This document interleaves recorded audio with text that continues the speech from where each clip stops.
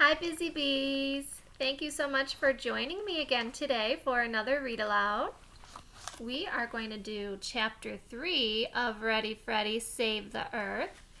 Chapter 3 is called Litter Bugs.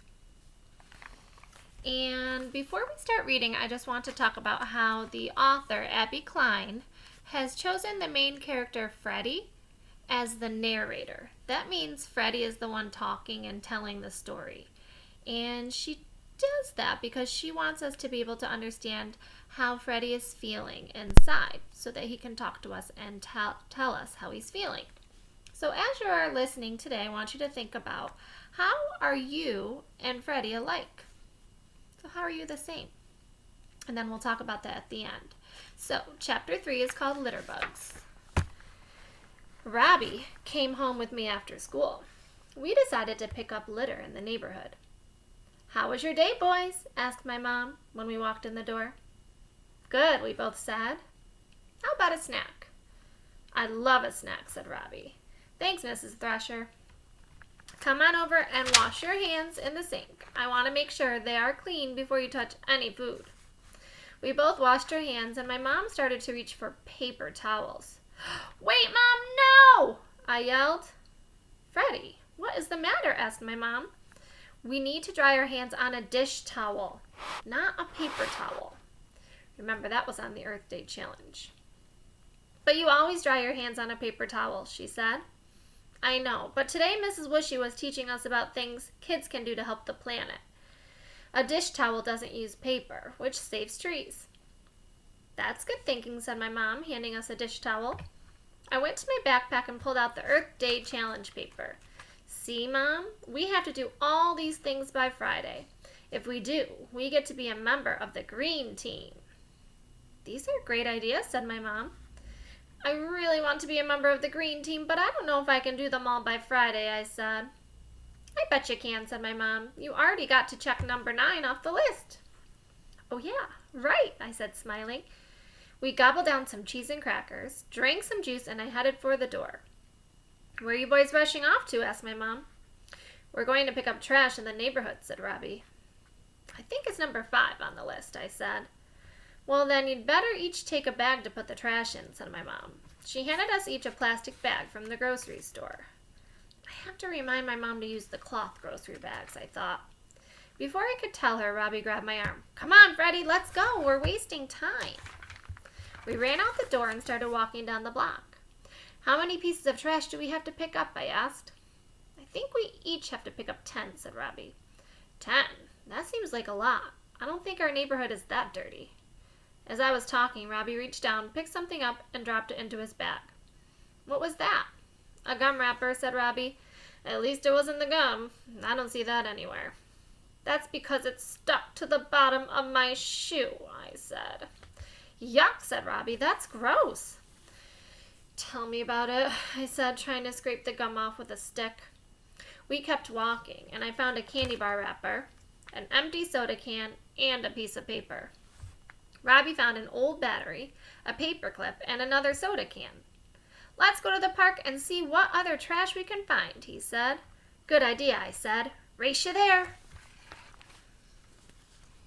So here's Freddy and Robbie racing to the park with their bags of garbage.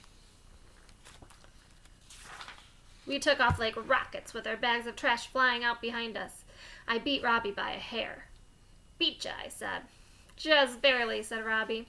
"I still beat you," I said, smiling. We walked around the playground at the park. Robbie found a sandwich bag, a straw, and a plastic fork. "It looks like somebody finished their lunch and just dumped the trash on the ground."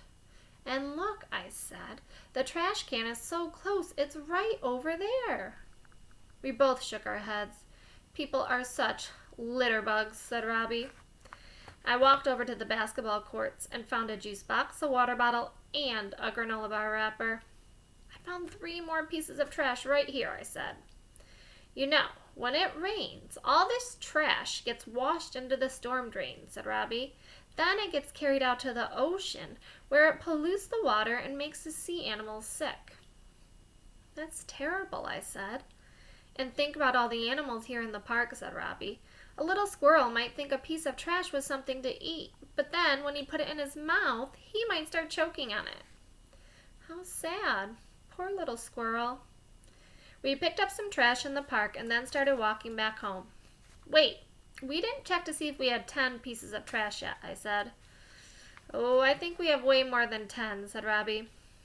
I never realized how many litter bugs we had in our neighborhood, I said. Me neither, said Robbie. We walked past Mrs. Golden's house. Her dog Baxter leaped off the front porch to greet us. Hey, Baxter. Hey, buddy, how are you? I said, petting his head. Baxter wagged his tail and stuck his nose in my bag. No, buddy, that's not for you, I said, pulling the bag away. What's in the bag? Asked Mrs. Golden. Trash, we both said. Why do you boys have bags of trash? She asked. We're trying to clean up the neighborhood and protect the planet, Robbie said. We are doing an Earth Day challenge for school, I said. We want to be members of the green team. Good for you, boys, said Mrs. Golden. It's important to take care of this beautiful planet that we live on.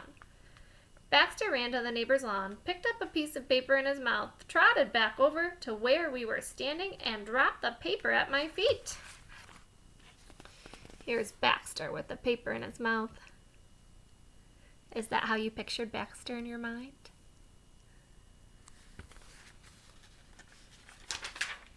I think Baxter also wants to be a member of the green team, said Mrs. Golden. We all laughed.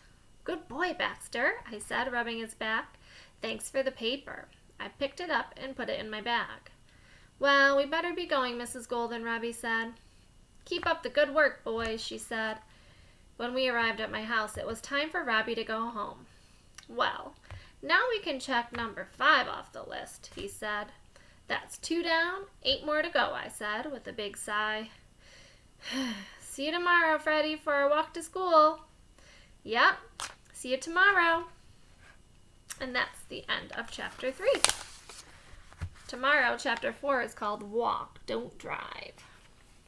So you can see that Freddy and Robbie are working hard to do the things on the Earth Day Challenge list. So in this chapter, they did 2, right? They dried their hands with a towel, and they picked up 10 pieces of litter or trash. So now I want you to think about, you can either talk about it or write about it today, but how can you connect to Freddy, the main character? How are you alike or the same? What do you have in common? And you could start your sentence like this. I'm like Freddy because... I would love to hear how you are similar. I bet you can come up with more than one reason, too. Well, I hope you enjoyed chapter 3. I can't wait to read chapter 4 with you tomorrow. Bye-bye. Have a good day. Mrs. Buckley loves you.